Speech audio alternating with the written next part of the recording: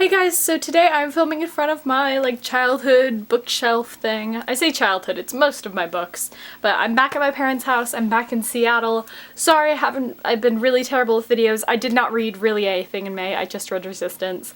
I was just crazy busy. I was traveling and I was moving between places and chaos. But I'm back now and I'm doing another one of the Book Rat Misty's book videos because she makes the best challenges and she thinks of the best things, and it's a tea talk. So I have my cup of tea here and it's the 45th Disneyland anniversary because I was there. Yeah, it's also at the 50th and the 55th, so yeah, probably also the 40th, I just don't really remember it. But anyway, let's get started. This is the unknown, or relatively unknown, or not really talked about books video type thing. And the first one I have here is So Yesterday by Scott Westerfeld. Everyone knows the Ugly series. I actually personally haven't read them. I want to one day, but yeah, everyone knows about those, and this one is really good. It's a pretty quick read.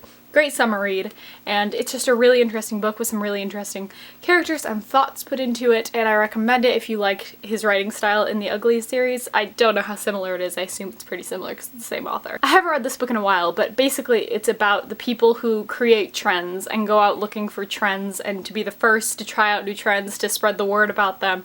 Really, really interesting stuff. Definitely recommend reading this. The next, I haven't read a lot of these books in a while, which is probably why they're not talked about that much, because of the fact that they came out a while back, but next is Blue is for Nightmares by Laurie Faria Stolarz. I think that's how you say her name. It is a series of books kind of about magic, and they're really good. I loved the main character, and it's about this girl who can do magic. It's in her family, it's in her blood, and kind of how that interferes with her relationships in life. And yeah, it's just a really cool book, and it has really cool cover as well. The next one you've probably heard of, but it's not nearly as talked about as others, and that is Franny and Zooey by J.D. Salinger. I don't love this book. I don't love J.D. Salinger's writing, but I do like this a lot better than Catcher in the Rye. That's just me. Catcher in the Rye gets a lot of hype about it. This one does not, so I recommend reading this if you're into that sort of writing style and also want to read more classics, because this is kind of a classic and it's quite good. Next we have a Maureen Johnson book, and everyone knows Maureen Johnson from things like 13 Little Blue Envelopes and more recently her The Madness Underneath series. But this is Girl at Sea, and this one I feel like does not get the credit it deserves. I really like this book. It's about a girl who's out on the Mediterranean Sea for her summer. She's an artist and she's just a really great main character, and this is a book that's a really nice summer read, really fun.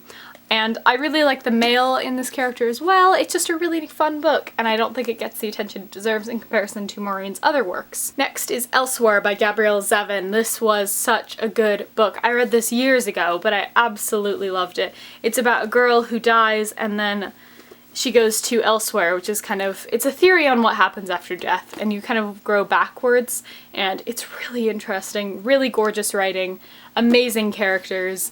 I really think that more people should read this. She has another book, Gabrielle Zevin has another book called Memoirs of a Teenage Insomniac, which came out more recently, and I was not a huge fan of that, but this one was fantastic. Also, it's got a gorgeous cover as well. Second to last, I have Naughts and Crosses by Malorie Blackman. This is known more in the UK than it is in the US. I actually read this years and years ago. It's well loved because Emma Watson said it was one of her favorite books, and it quickly became one of mine. I loved it. I found out later down the line that it has sequels, but I haven't read them because I'm not really sure if I want to, because this is one of those books that I don't know, you just don't really want to spoil how it ends because it has this really emotional, gripping end, and I don't know if I want to continue, though I've heard the others are good. There are the Naughts and the Crosses, and there are different races and different statuses, and basically white people aren't as high status as black people, which is very different from obviously how the world is, or how the world was. Not so much anymore, for the most part, luckily. But yeah, it's just a really interesting book about class structure and also amazing characters. Very emotional, very fascinating.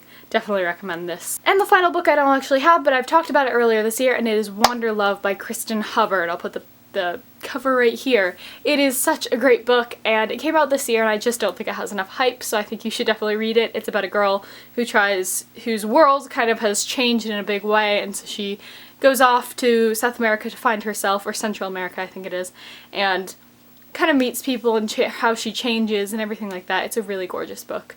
And it's really, really fun. I loved that book and I want to reread it this summer, I think.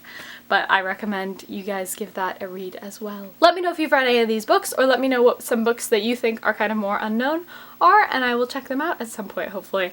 Yeah, that's all for me today. I did that thing where I don't drink a lot of tea because I was talking really fast because my battery is kind of low.